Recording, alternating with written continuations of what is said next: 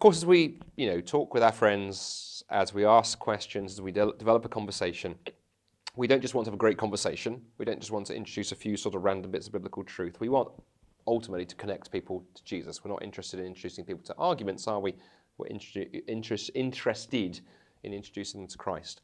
And one way I found to do that, and we talk about this in one of the chapters in How to Talk About Jesus Without Looking Like an Idiot, is as the conversation unfolds, look for opportunities to say something like, this conversation's fascinating. It reminds me of something that Jesus said, or it reminds me of something that Jesus did, or it reminds me of a story that Jesus told.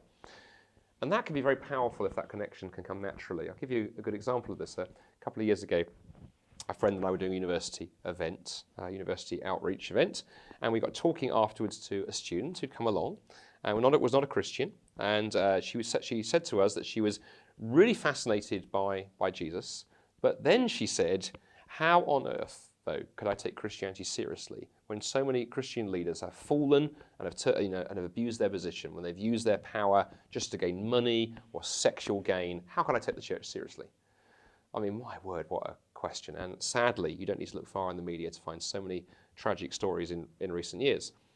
And I remember as she asked that question, thinking, gosh, what do I say? Because there's no point trying to defend. There's no point trying to defend the church and going, well, the church is not quite as bad as you think. There are some good bits.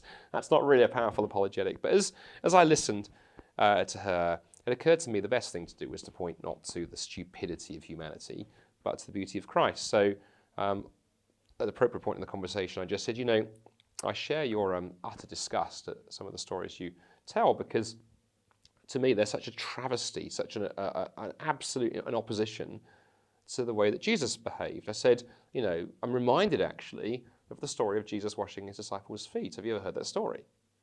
And she said, I don't know that story. Then my friend said, well, would you mind if we took a look? And she went, yeah, absolutely. So he got the Bible out, and we read that story together, and we talked about it and talked about how countercultural it was for someone who had all that, authority as a Jewish rabbi to do what Jesus did. And you could see she was really attracted to this. And then as we talked more, it occurred to me, I just said, as we talk, it also, occurs to me that, some of the stuff we're talking about now reminds me of the end of Jesus' life when he gave his life on the cross, because he was someone with ultimate power and ultimate authority, the very Son of God, yet he didn't use that to abuse others or aggrandize. He laid it all down and didn't victimize others, but became a victim. And we talked around that for a while, and we were able to say, look, any Christian leader whose behavior does not in some way remind you of Jesus' servant approach to leadership, quite frankly, doesn't deserve the title Christian. Just ignore them.